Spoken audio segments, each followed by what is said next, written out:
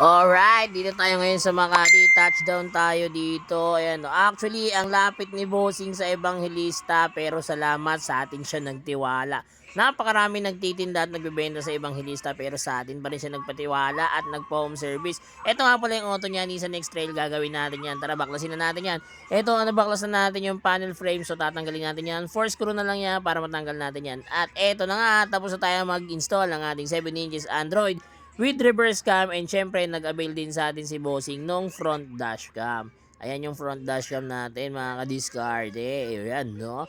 So, ayan yung ano niya, kuha niya. Ayan, mapapansin nyo lang, medyo nagre-reflect yung shield na nilagay nila sa harap, kaya ganyan yung kuha. Pero malinaw po yan mga ka-discard. Ayan, no?